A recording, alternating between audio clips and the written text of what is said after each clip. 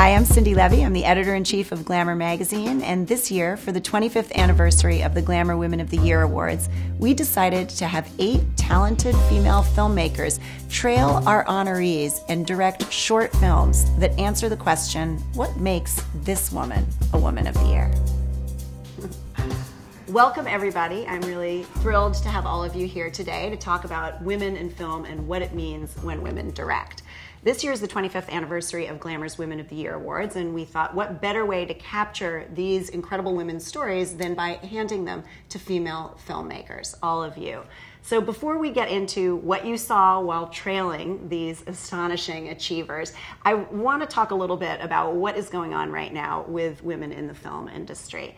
And we're lucky enough to have here with us Carrie Putnam, the executive director of Sundance Institute. Now, Carrie, I know we're at a moment where there's a lot of talk about how things need to change, and they do need to change. If you look at the top 100 grossing films of the last year, only 4% were directed by women. That's right. There's even an EEOC investigation into this. Yeah. How bad is this? You know, I think the numbers sort of speak for themselves, and you know, all of you have your own experiences. But certainly, in terms of mainstream commercial film, the numbers for women, especially in the directing role, are really not great. I think we see some bright spots when you look at television. Some of the showrunners and some of the casts and crews in front of and behind the camera are showing more progress there. I think they're in the teens on television. But really, it's apparent that the system isn't making a lot of opportunities for the talented women that are coming through to find employment on the most commercial of the Hollywood films. You've done better at Sundance, though. We have. I was gonna, I think what that shows is at Sundance, at the film festival, for example, our behind the camera, our directors, about 25% of the directors. Now that still isn't where I'd like to see us be, but I think you're talking about what that pipeline is, what women are getting opportunities coming through. At our labs, which is where we develop new talent, we're about 50% in our granting funds and labs. But what we see is women are falling out of the process along the way. So that, I think, is a really important thing for us to look at and think about why. Well, why? So, I think it's a combination of factors. I think we did a bunch of research on this with USC Annenberg School with Dr. Stacy Smith, and what we discovered is it really is about the financial systems behind films. I mean, in documentaries, I think they don't, as we were talking about earlier, documentary film, women are more represented throughout throughout the pipeline and throughout their careers. I think women in documentary in the U.S. overall are about 37% of directors. It's on the narrative side where the movies are more expensive to make and traditionally made by bigger companies, where I think women have more problems. So I think it's accessing those financing opportunities that really is one of the issues. Each of you has made the decision to become that in your own lives. When did you each, whoever wants to jump in here, when did you each get the directing bug? When did you think, okay, that is something I want to do? Janicza? Oh, I'll start. Hi. I went to NYU for theater. I studied directing and design for theater. I didn't go there for directing or design. I went there to be an actor. I think like a lot of kids who go to New York and are like, I'm going to become an actor because that's what happens here. And I did that, and it was in my freshman year. I had a directing teacher. The studio that I went to, NYU has sort of conservatory-style studios for different schools of acting, and the studio that I was in also focused on directing and design, and I had to take directing, and I really didn't want to because my dream was to be an actress. And then I, by obligation, was doing it. I kind of liked it. And this teacher, Fritz Ertl, who's amazing, and he's why I think I became a director, he said to me, because I was like, I don't really want to be doing this, I want to be an actress. And he was like, that's fine, but I really think you're a director, and I don't know what that means to you, but you just are. Everything about you is that. And I sat with it and felt like my dreams were over. And then they weren't. It was just the beginning. And he was right. I mean, he said it, and it was like something had opened in my brain, and I was like, I've been bossy all along. I've always known exactly what everything should be like. And now it has a name. My background was in theater, and I worked in fashion right after college for quite some time, and now I'm working in film. And the opportunity to make this documentary was sort of a perfect marriage of my past and my current life. I feel it's important in my own journey to push myself and to work in spaces that I'm not comfortable. I think that's where the biggest growth happens. And so I would definitely do this again. I think anything that is scary, I would do again. Did anyone else have that kind of aha moment coming to the idea of directing? I was dancing with David Byrne and never thought of directing before, but was on the stage with him and the power of audience and performance, and I decided I just had to start making something on it. It just basically, he was Cindy Sherman and David Byrne and sort of meeting all of my heroes, and realized that I had to take myself seriously as an artist at that moment, and to trust my idiosyncrasies and to work really hard at those. So that was a little bit of my mission. It was like, all right, how can we tell stories using bodies in different ways? And that was my mission. And also I love the electricity of a stage. And I thought, can I put that into a product that can last and travel around the world? So people now, like in India, someone reached out and said, oh, this was amazing. You know, I thought, just was moved by a film, and I thought, oh my God, I wasn't there. How did that happen? You know, and so that putting something into motion and into the world that is alive and sentient and a little subversive around how we experience narrative is very interesting to me. So. My name is Lily Baldwin. I'm a filmmaker, and I made a film with Misty Copeland. Having been a professional dancer for so many years and then getting to work with Misty and really bring her story to life of amazing rigor and commitment just blew my world open, really. And to be able to work with so many people that believe in Misty. She's such a conduit right now for so much that's opening and changing in our world, but also getting to be with a dancer and someone who just works so hard and has such focus and rigor. I just think it's so interesting how many people I've met in my lifetime that danced and now are directing. I was a dancer as well, and I think my aha moment came when I saw Do the Right Thing. And I saw that this black man coming from Brooklyn did all of it. He was in it, he directed it, produced it, had a big company behind him, and I was like, I want to do that. That's what I want to do. And then I tucked it away somewhere. So you and didn't do it right I didn't away. feel like I didn't give myself permission to do that until much later in my life. And I look at it now, and having a daughter, you know, I'm constantly telling her, you know, figure out what you want, and you can do this. And I think when I was growing up, there was still a period of time where and when I would tell people, you know, secretly, because I was at Georgetown, I was going to be a lawyer, and that was okay. But to be a director, it was like, well, who's doing that? Who could I model? Who was out there? My women of the year were women who chose forgiveness over hatred to the Charleston shooter. Two of them were actually survivors in the church when the shooting happened. What I hope people take away from this film is bringing back into the conversation this act of forgiveness and what that means. A lot of people, and from what I gathered before I met these 5 women, a lot of people think of forgiveness as this one act, right? And it happens in this deliberate time, and then after that, it's done. And what I learned from the research that I've done, like just in Christian faith in general, is forgiveness is a process. It is a day in and day out struggle for a lot of these women, and it just the word itself has taken on a multitude of meanings, and it's been really incredible to be a part of that process. I think that as a black woman growing up in the 80s and 90s, like the only female that I saw that was a powerhouse was Oprah Winfrey. Like that was like the one black woman that was making stuff happen in the entertainment world. Besides actresses, I know there's a ton of actresses, but she seemed to be mysterious because she was doing things behind, you know, she was making moves behind the camera, and that was very attractive to me too. But it was weird because it's like kind of not embarrassed about sharing that, but like I think if you don't see someone who, if every male director is like a Steven Spielberg or the guy in the baseball cap, it's hard to see yourself as a woman doing the same thing. My Glamour Woman of the Year was Cecile Richards. it really hit close to home. I'm a Texan, she's a Texan. We both have parents that are involved in politics. My father, Terry Stapleton, actually helped get Ann Richards elected into office back in Texas in the late 80s. So it was kind of full circle to be able to work, as his daughter, to be able to work with Cecile Richards, Ann Richards' daughter, to profile her as this amazing woman. I think it's important. Like, I have 2 kids now, and someone was telling me, you've got to tell them, you've got to talk to them about, you know, feminism. And I said, look, I walk the walk. Like, my whole life with them, I've worked, and they have come with me, and that to me is more important, is showing them the example, and living with the example. My film is on Caitlyn Jenner.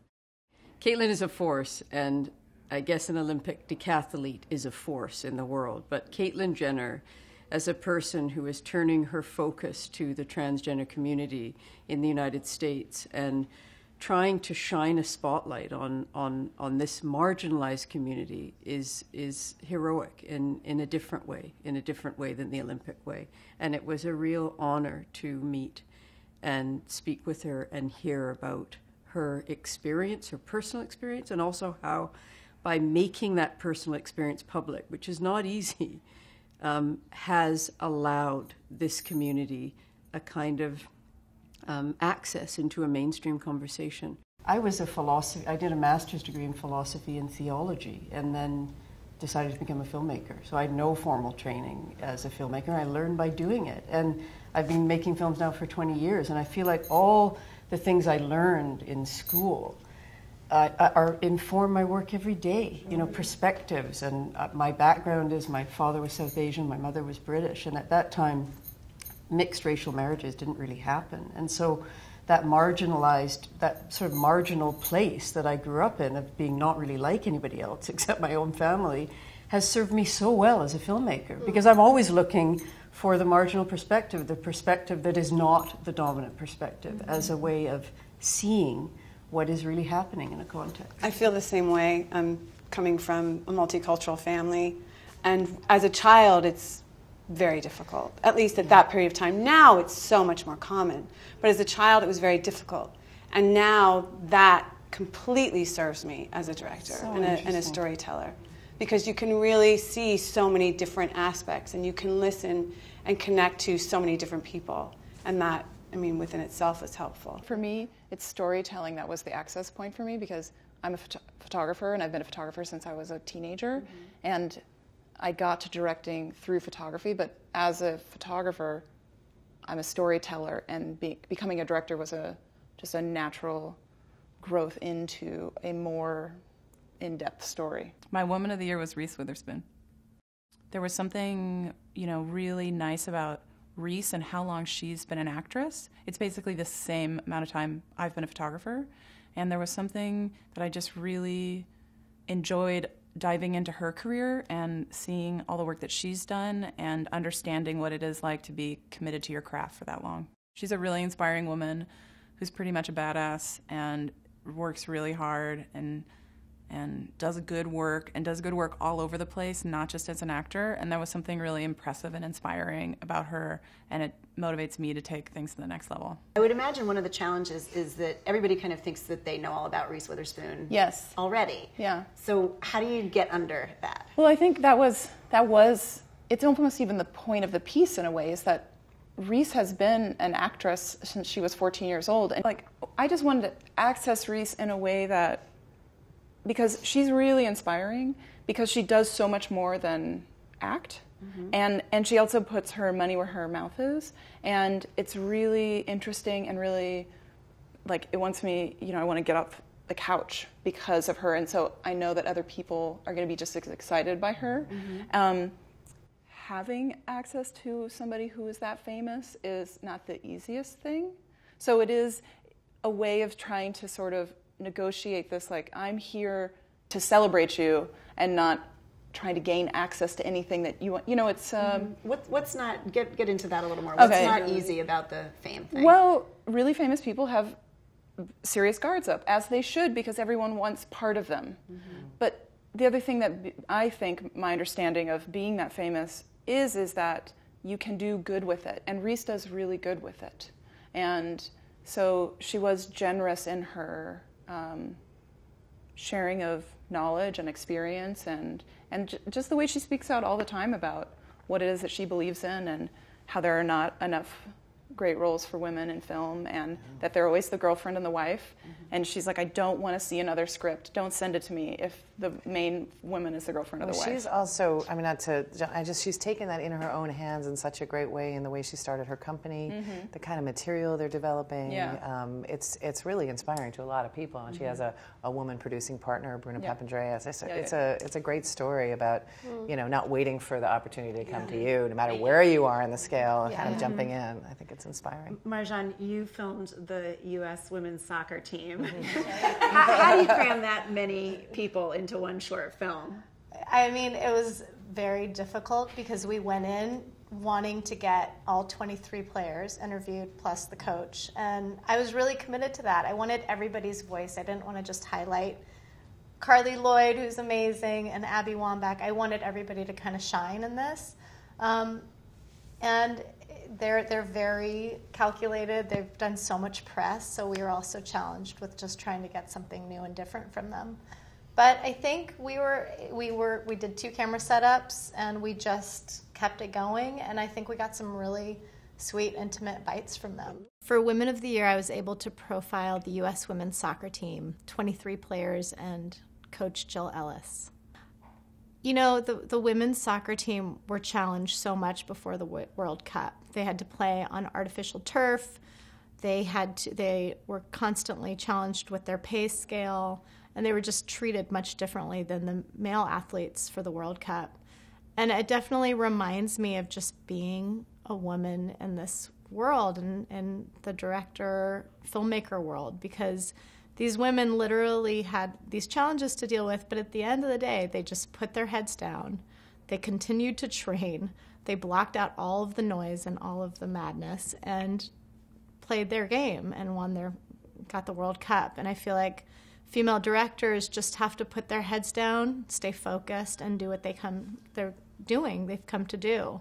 What do you see when you see women interacting like that as a team? I mean, I've seen so many films about male teams, right? You turn on ESPN any hour of the day or night, there's going to be some short documentary about a male team's triumph at some famous historical game. I don't feel like I've really seen that about women. What do you see when women interact like that? This team is phenomenal. Like, they're just so aligned with each other. And I think one thing that really stood out to me making this piece was they just kind of like we're discussing as female filmmakers out there, they are these incredible athletes. They have been training from day one of they've been all since they were 4 years old. Got bumped to the boys soccer team. Like their stories are phenomenal, every single one of them. And they have to deal with this nonsense all the time from the media, doubting them, and dealing with the pay grade and the playing on turf, which just all these different things that came out. And they just put their heads down. They kind of put out all the noise and kept training and didn't let it impact them. And I think that's kind of what we all have to do at the end of the day. It's just kind of like, okay, the stats are what they are, but we just have to keep our heads down, keep our vision steady, and go forward. I mean, they're so incredible, these women, and the World Cup. My son watched. Like, what's really cool about what they are is they represent American soccer, and that is non-existent. Right. Like, 10 years ago, no one talked about the World Cup in the United States. So I'm so excited about your piece because it means so much for the kids that are coming up and watching soccer because they don't see the male-female thing. We found that in our fellowship. We have a fellowship program for women directors. Marta has been, I think it is the community better than any program that we can offer. Yeah. Well, actually, I met Marta and Amanda through a Fox directing initiative where we were one of 20 directors around the country, around the world that were chosen. Worldwide. Just because the numbers are so bad in film, we know it's 4%. In TV, 2% of women directors are of color. I think it's 11% are women, and just the numbers are so dismal. And that, I know tons of very talented, very award-winning women directors, but they're just not getting hired. So basically, I directed a commercial to help promote women directors, and I think there's a lot of images of male directors, and we see the baseball cap, but we are all directors as well. And so basically, putting out other images of what directors look like. Elizabeth Holmes is the youngest self-made female billionaire in the world, and she has this incredible company that she founded when she was 19 called Theranos. So I wanted to see kind of what her world was like and who this incredible person was. And I got to discover her and really connected with her and very impressed by her.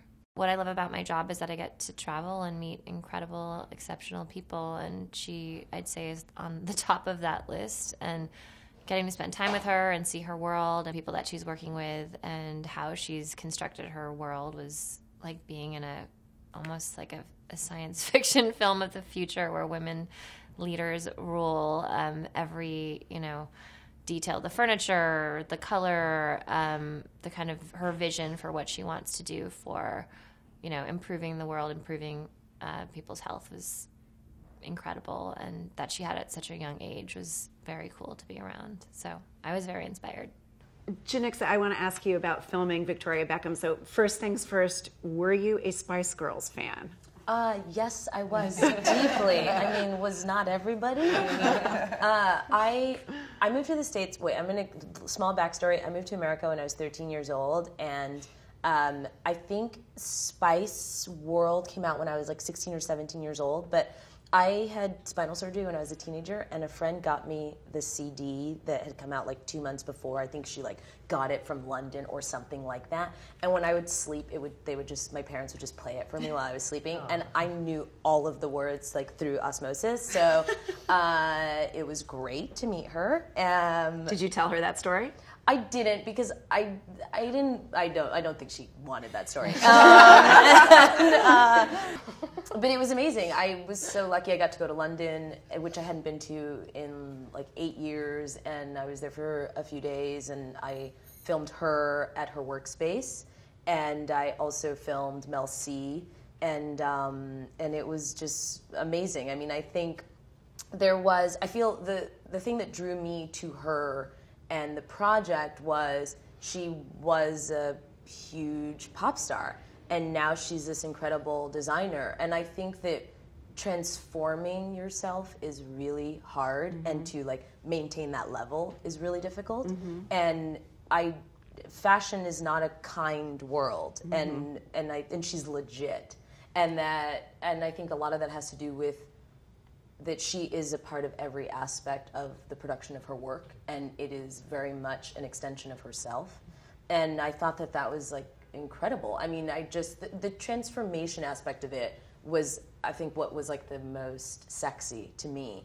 And that I think for women, for men, for anybody, I feel I used to be an athlete, I used to be a runner, and I ran track and field, and I ended up having surgery and I wasn't able to be a track star, and then I went into theater, and so there was this feeling of like, there is possibility. If you don't get to do the thing that you set out to do or that you mean to do, there is room to build something else for yourself that you could kill it at, and she did. One of the moments that I like most in your film is where she says, nothing ever really came easily to me. I had to work really hard for everything that I had. And I think, first of all, that's a brave admission, saying I wasn't necessarily born great at things. I had to work. We don't always like it when people admit that they work hard. I think that's one of the reasons Anne Hathaway got such a hard time that year at the Oscars.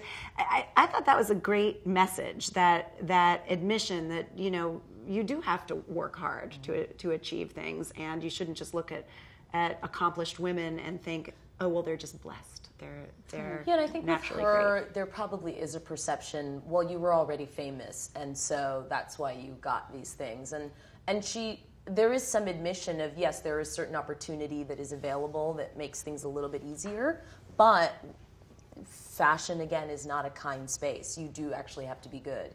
And there are plenty of celebrities who've tried in this space who have failed, and people have reminded them that they failed. And so I think there was this awareness, that there was certain access, but she still had to really be at her top. She was like training constantly, and she's still in it. And I think that now that it's doing well, she still has to participate in it really aggressively to make sure that it continues to do well, which I thought was amazing. Jennifer, you filmed Caitlyn Jenner for this project. what were you expecting, and what did you actually find when you met her?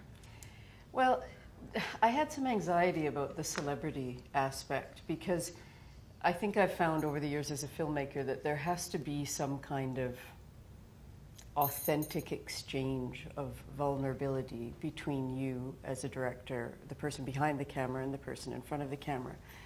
And that can't just be something that you sort of toss off to try to get to intimacy fast. It has to be real. It requires commitment and time, usually. And of course, the one thing you don't have is a lot of time. And as you said, these people are, they have a bit of a guard up. And so I was worried that we wouldn't be able to get to that place. And originally we were supposed to interview Caitlin at the photo shoot. And I thought, oh my God, that's going to be terrible. It'll be, this tacked on in some dreadful space with no natural light. And she won't be comfortable. And then she agreed to come back to her house. And I was just sort of blown away by what a force she was. And then you think, wow, this is an Olympic decathlete, right? And it takes a lot to get there. And now she's turned this laser focus to trying to have a positive impact on the transgender community. And she was a force. I was really kind of blown away by her. And also how quickly we could get to a real place. And when she started talking about some of the statistics are absolutely horrifying. 90% of trans people have experienced discrimination. They are 4 times more likely to be living in dire poverty, assault, everything. It's just terrible. And she knows all of that, and she's really trying to make a difference. And with her position and her celebrity, she is trying to make a difference. I guess I was impressed by the force of that personality and how Caitlin really wants to make a difference in the world, and that's extraordinary. One of the trans interviewees in your film says that it takes real courage to transition so publicly. Most people get to do it privately. And even if you look at the example of other very well-known trans people like Laverne Cox, the world kind of meets them when they're post-transition. Yes. Caitlin is doing this in full view of America. And she's getting, flack from all sides for it. And so in that sense, it is incredibly brave because, nobody does this for lightly. Like, they don't do it lightly. Caitlin says, I've had a secret for 65 years. Since I was 10 years old, I've known this about myself. Imagine living with that for 55 years. And so this is not something that people do for a lark. They need to do this. And because they are such a marginal community, having someone like that do it and learn in public is hugely empowering. There was one woman at the Trans Lounge who we interviewed who said she was standing in line in the grocery store and there were 2 guys in front of her who picked up a magazine with Caitlin on the cover, and she was just bracing herself for the, I don't even know what you would call it, for the derogatory comments. And she said they had this intelligent conversation. And she was so impressed that she said, excuse me, I just want to say I'm transgender. Thank you for talking about me like that. That's it. That's what we're talking about here. What do you hope someone watching your film on glamour.com or wherever they encounter it understands about what it means to be trans? As soon as you spend real time with someone with whom you think you have nothing in common, you find threads of continuity. So voyeurism turns into empathy. And I think that's what Caitlin is doing by being so public and by reaching out. And I think that's what I want our film to do too. As soon as you spend time with a community, you recognize that there are all kinds of points of continuity. And then they're just like you in many ways. And that is where we want to get to with this community in this country and around the world. They're just like us. Alex, you filmed Cecile Richards, who's had a big and, in some ways, embattled year as the head of Planned Parenthood. When Glamour approached you for this film, we just approached you because you're a terrific filmmaker. We didn't know that you actually had a connection to Cecile. Right. My father, Terry Stapleton, is a big union activist. He currently is one of the leaders at the AFL-CIO. But back in the 80s, back in Texas, he actually helped to get Ann Richards elected as governor of Texas. He got her the union vote, which then in turn led to her getting the Democratic nomination, and then she became governor. So I mean, as soon as I got the phone call, it was like anything for the Richards family. When you were filming her, she's in the middle of this moment where America just watched her testify. Many people came out to support Planned Parenthood, but many others oppose it. What did you see when she was sort of walking through the world? You were out in public places with her, I know. Yeah, we got to go to a couple of events with her. I think I was most shocked or impressed by the way she was with her staff at the actual Planned Parenthood building.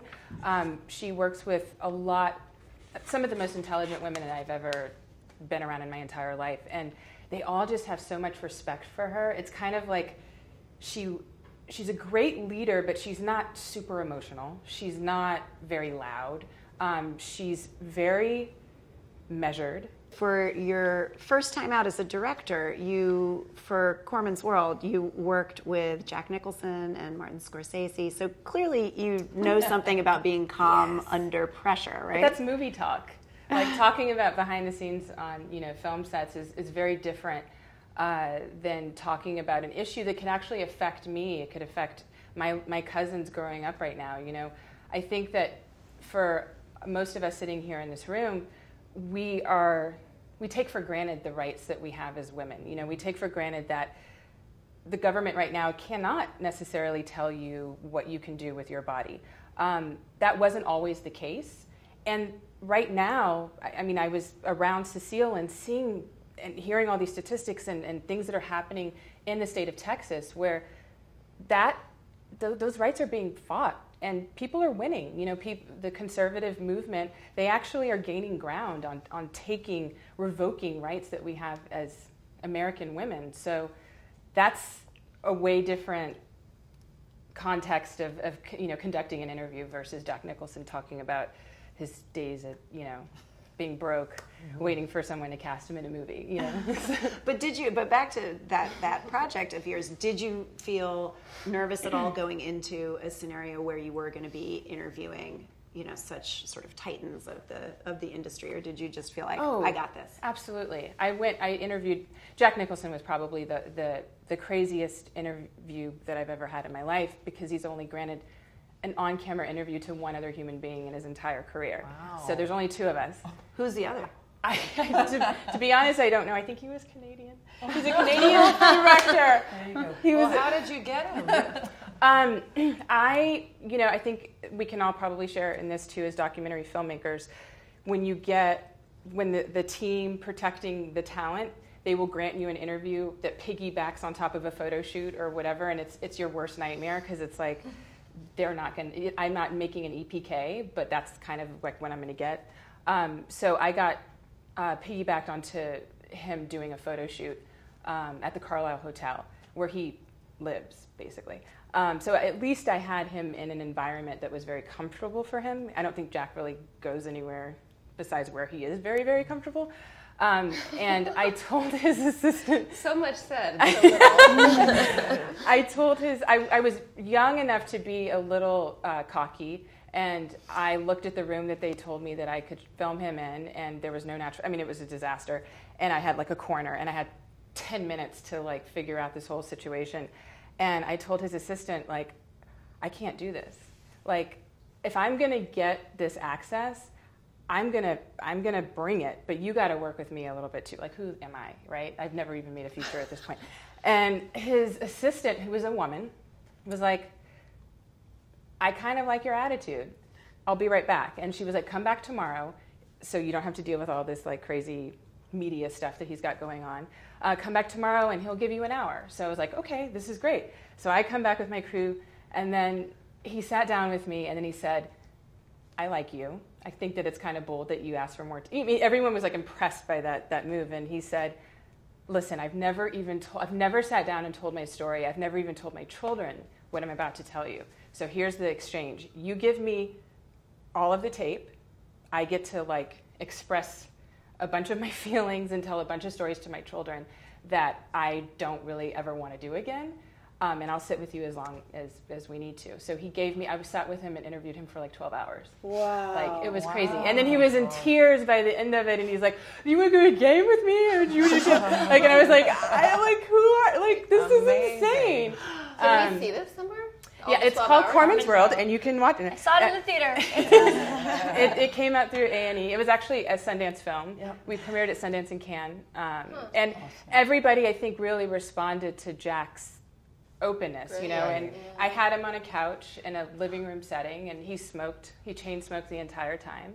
And we not only talked about what I needed to get out of it, which was the story of his mentor / the guy who gave him a start in the business, Roger Corman.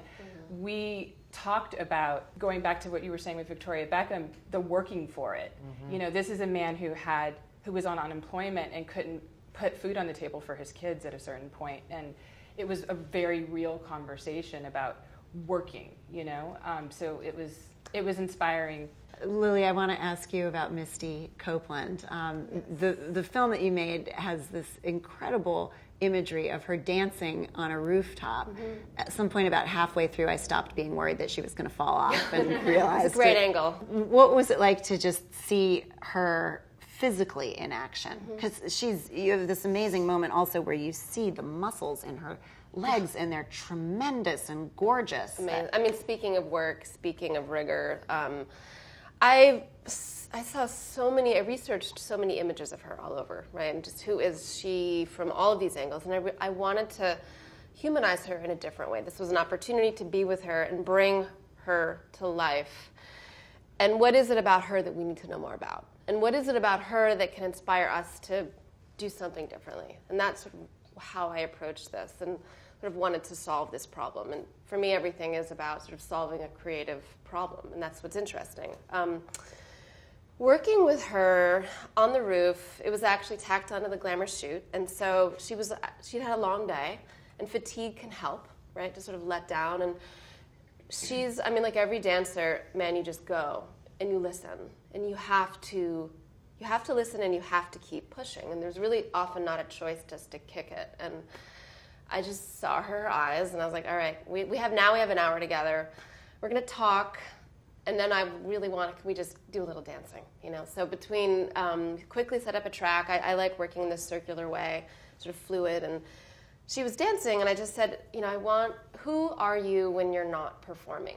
You know, the way I've been given direction and the way I even like to work with actors is, you know, let's say this is not a performance, this is a collaboration. And I also said, what do you need to say that you haven't said? Because we all have an idea of who you are.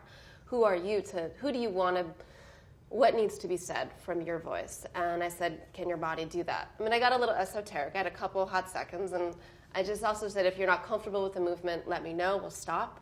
I also didn't want to fetishize a ballet dancer. And this idea of women in power has very much been in my consciousness around, and this comes back to our conversation, is who are we in charge, and what does that look like? And how are we taken seriously when we have a voice?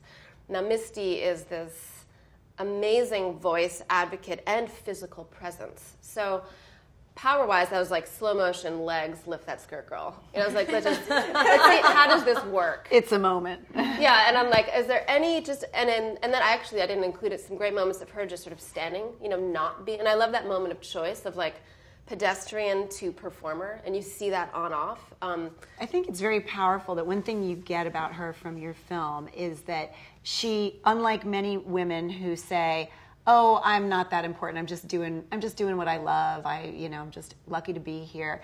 She says, "I understand. I am important. I am a role model, and I'm changing the idea of what a powerful woman looks like." Yeah. It's very powerful.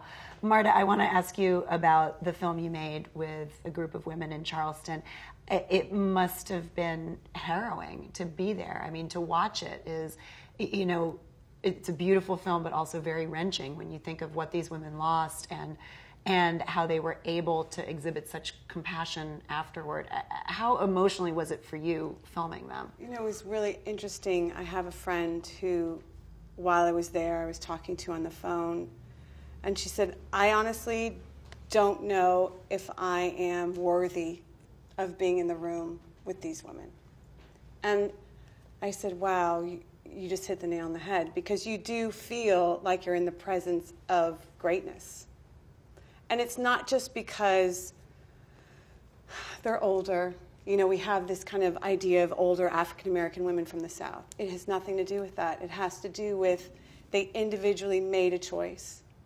They didn't even really know each other, but they made the exact same choice at the exact same time in that room when he was going through the bonding. And it just was really hard not to cry all the time. Like, I kept pinching myself when they were talking to me, like, don't take away from the moment. They're having their moment. They're talking to me. They were so honest and so open. And, you know, it was in the middle of a hurricane as well. Hurricane. Your shoot was in the middle of a hurricane. hurricane. Yeah, our shoot was in the middle of a hurricane. But they were like, we're going to meet you. We're going to do this. This is important to us. We want to share our story. We want people to understand where we come from. You know, growing up, I grew up in the civil rights, you know, tradition. My parents were civil rights workers, and this notion of really demonstration through pacifism, right? So Gandhi and MLK and all these great leaders, and they really demonstrated that. And I don't think we're really looking at that as a country anymore. This idea of, you are not going to get to me, you're not going to break me, and you're not going to define me. What I choose to do is what my choice is. And I know that there was a huge kind of uproar in the African American community about that choice. And I think it's really interesting. It's going to be an interesting discussion that comes out of the film. Because what does that look like? You know, power manifests in different ways. And the fact that these women chose that, that's their idea of power. And I think it's really fascinating. Can you, for people who might not know, just explain what that choice was, what they did in that moment in the bonding room? So basically, Nadine started it. Nadine lost her mother. And she stood up and she said, you know, I'm paraphrasing, you took something very important away from me, but I forgive you. And then one by one, people said that, right? When I asked her why, and she said, you know, when you forgive someone, you get your power back. You're never, ever going to lose that piece of yourself. You give that away, you've lost everything. And he's not going to get that from me. And that just, every single woman that I spoke to said the exact same thing. Why? You know, Beth Ann is such an incredible woman. She took in her sister's 4 daughters. And her sister who was killed. She took in her 4 daughters, and she said, this house is built on love. We don't do hate. And it was just that simple. And it just reminded me of my grandparents. You know, it was just like, things are said, and that's what we do, and that's what they did.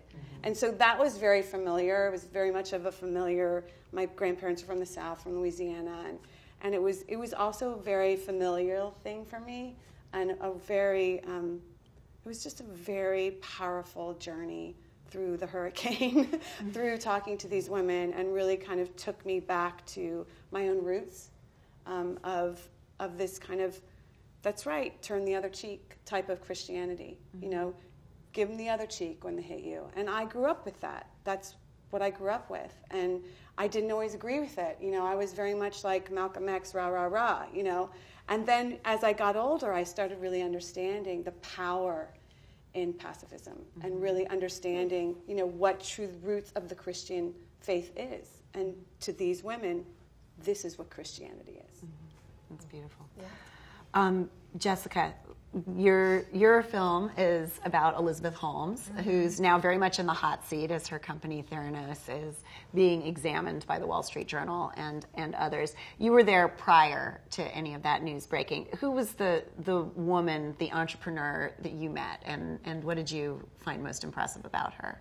Well, I think in documentaries, the thing that I love about is that you get to meet like incredible people. So I've done that my entire life, and she kind of has topped the in terms of like, she's just one of the most exceptional people that I've ever have met. And it's funny because when I was flying up to meet her in Palo Alto in Silicon Valley, she was on the cover of Inc. magazine as the next Steve Jobs, and there's so much media about her. And you know, she's on TED Talk. She's this very young. She's 31 years old. She's the youngest self-made female billionaire in the world, but she's doing good in the world. But who is this person? She's also, there's a lot of security and handlers around her, and so I was, trying to kind of peel back and kind of get access to, like, where does this come from? And she allowed our team access that has never been given before. She dropped out of Stanford at 19 out of the chemical engineering program, and which she'd already had started her first company when she was 14. And I was like, who are you? Like, where does this come from? She's often compared to Steve Jobs, and partly it's the black turtleneck, partly it's the secrecy around the company. But you actually worked with Steve Jobs on an iPad film. Talk about whether you see any similarities there. With Steve Jobs? I directed the iPad launch campaign. I think it seemed from the two experiences, it sounds like incredible attention to detail in every aspect. And I know, especially with design and her aesthetic, from whether it's the color of this green that they've chosen, the building that she's created that she's built it for like at least 100 years. Like everything is very long term in terms of her design. And very, I don't know if he's as thoughtful, but she's very thoughtful in terms of like as a human, but also and how she wants to craft her company, every person that she hires, and how they want to work, with each other and how they develop what they're doing. So I guess, the security definitely was similar to working with Apple, I would say, if not more so. I've never been around so much security. But you have to sign something when you. It was just there was a lot of men around us. We couldn't go anywhere. It was hard to shoot because. Like our equipment would be somewhere and we couldn't just get it. We had to have people walk us. We couldn't shoot a lot of things within the building. Everything is very,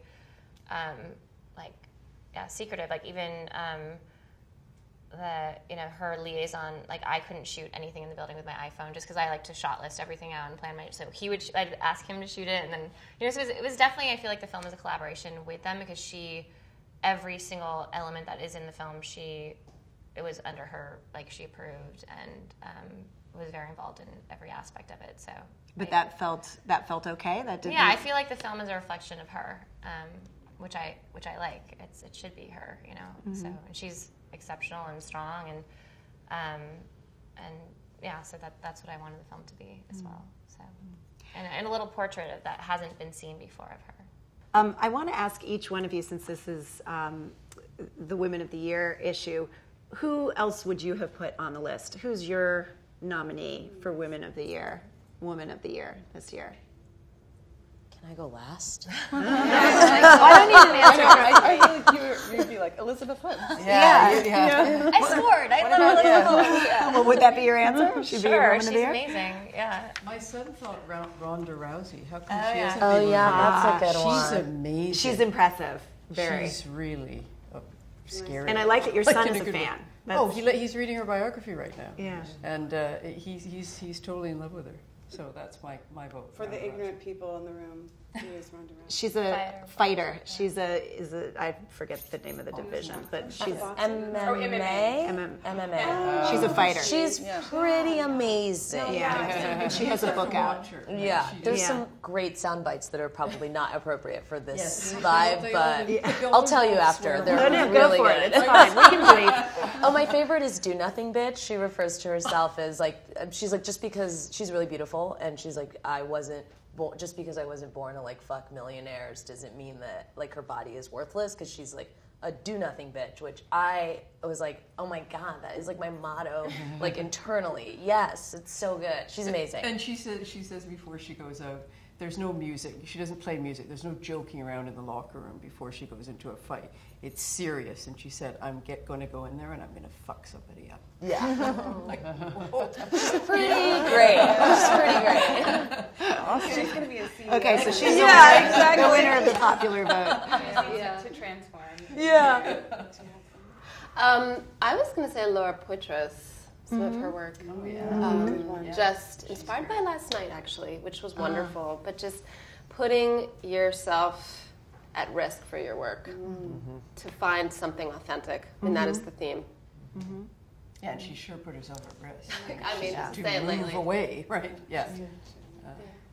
And I want to ask all of you also, what's the film, forgetting whether or not you're going to make it, what's the film you would most like to go watch? What is the story of maybe a women's story that hasn't been told? Is there somebody who deserves to have, you know, an incredible documentary made about them, a place that needs to be explored? I'll jump in on one.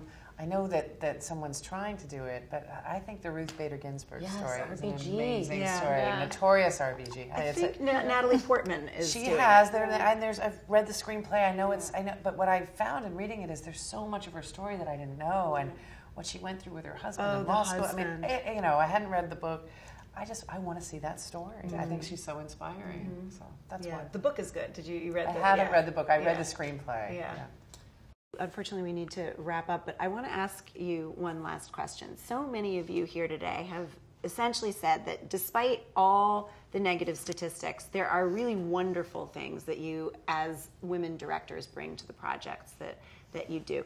So tell me, each one of you, what's a great thing, a wonderful thing, an asset about being a female director? Totally answer that, and you're actually in the room, and I hope I don't embarrass you, but like I remember getting into Sundance and bringing my film there, and Sundance has these lovely little parties, like precursors to Sundance, and I remember Carrie walking up to me and saying, you know, the person in your film, and I can't believe it. I'm like, oh my God, Carrie Putnam's talking to me right now. Like, I remember when I first met Sheila Nevins, you know, and you hear about these people, these women, right, these forces in our industry, and when you meet them, I was a first-time filmmaker, it just made everything so much more comfortable and so much more real, because at that moment, it's exciting, but it's also like, this is really happening.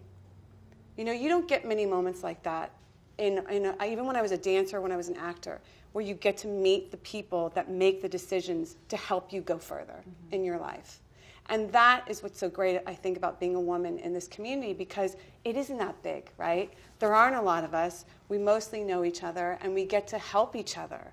And there really is this amazing community. I mean, we'll call each other and ask each other questions. This really happens. It's not like we're just saying this because we're talking on a couch. Yes, it really happens. exciting. Oh, yeah. It's never happened. No, it definitely happens. Totally, yeah. Freeway. I think it's also about showing that there is a different approach. Like I don't, you know, I refuse to do master classes, for example, because I feel like it's a male construct. I'm the master, you're the pupils. Yeah. I'm not going to talk like that. I'm going to talk about my own experience, and I'm going to engage you with your experience. So I feel like having women like doing this, making films, I'm filming from the perspective which I, you know, think is the perspective of a woman, is an alternative to the dominant perspective, and it opens things up in a way. And I feel like we're showing that there is a different perspective. When you talked about how it's Elizabeth Holmes' movie, she was involved in everything.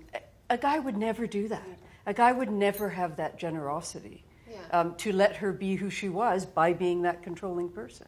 I mean, I'm generalizing, but I'm just saying that there is a different way, and I think that this community shows that way, and how great it is as an alternative. Anybody else want to? I just absolutely, just even, I think for me, every time I get to connect with a subject that I'm interviewing, it's to me like that emotional connection and that back and forth, and when you really allow someone to share is, I think, the most gratifying thing I experience, and that's what kind of keeps me going in that process of wanting to tell people's stories. And then before you know it, you have Jack Nicholson crying on a couch. That has never happened to me. But I do think that if I were a man, it probably would have been a very different experience for a number of reasons. I think that I am well aware that when I walk into a room with my interview subjects, that they're judging me as a woman, you know, and they're either are more guarded or they let their guard down because of who I am, because of, you know, my race, you know, my sex. So I think that it's like a door opening, but then it's my job as a filmmaker to you know, keep it going and keep the momentum going and keep the open dialogue. And I think that being a female director is, I think that you hit the nail on the head. We bring a certain perspective into storytelling. We bring a point of view that men cannot have, you know, because they're not women. I mean, I was reading the article on Gem, the movie Gem, that just came out and bombed, and I'm not trying to trash talk that director, but it is amazing to me that Gem was like one of my favorite cartoons growing up as a child, and I'm like, really, like, it is such a female script, and there wasn't a woman who you could hire to make that movie. And I think what you get is a male perspective on a very female kind of, you know, like, the women are not just, we're not one dimension, we're multidimensional. There might be a lot of we other can be problems sexy with that film, though. Well, no, but you know what I mean? Like, it was a very one-dimensional take on, I know it's a very pop culture, whatever kind of movie, but I think that I believe that I should be able to be sexy. I should be able to show my cleavage. I should also be able to articulate my voice point. I don't need to turn into the female director with the baseball cap. I like to show my breasts. And you know what? Go, girl. I mean, and I struggled with that throughout my 20s, and then in my 30s, I was like, they feed. You know what I mean? Like, the most basic. Like, so women directors are great listeners, and we're pro cleavage on occasion. I believe the term was they Put feed. the burqa on. I think was Actually, in the line. I know that one. I'm sorry. I'm really inspired by what you just said, and what we're all saying is we as women bring different perspectives to the table. Well, what is that perspective? And I've sort of unpacked it, and I think there's something about not getting served everything so simply and directly all the time that can affect our perspectives as makers. And I would say that we're not afraid to explore conflict thematically too. It's sort of, or contradiction in a way. Maybe that's a better way of saying it. And I was like, well, what is a female perspective if I was going to put a bland, you know, like a grand statement on it? And it's not a tentativeness around the contradiction of something. Most of my work, most of my protagonists are men, and oftentimes they're white men. And there's nothing more exciting than when somebody sees my work and I walk into a room and it's me, because I'm not a white man. I don't know if anyone noticed. And that's been a part of my storytelling, is that I can tell stories about human beings that feel lots of feelings, and I can make work that is devoid of race and sex, and I can also make work that's very inclusive of that. That is just my story. So I guess for me, I just feel like I don't know, I'm not really like, I have a female perspective, I have a black perspective. I'm a person, living person feelings, having person thoughts. Well, it sounds like you are the contradiction when you walk in the room. I am. And I would just say that, like, I think we all agree, or maybe that, like, I don't want to be known as a woman director. I'm a director. I'm a filmmaker. I've been doing this for 15 years, and I don't think we want to be like the women. I mean, it's awesome that you guys are honoring us or supporting our vision, and we're honoring awesome women. But yeah, I think we're all filmmakers. We're all directors. We could just break it down even further. Like, I'm the black female left-handed dyslexic director. You know what I mean? How many categories as a are we in? photographer, I'm not the female photographer, I'm just the photographer. Right. But as a director, I'm a female director. Exactly. Right. Well, that's great. Interesting. That's interesting. I do want to hear more about that, but I cannot.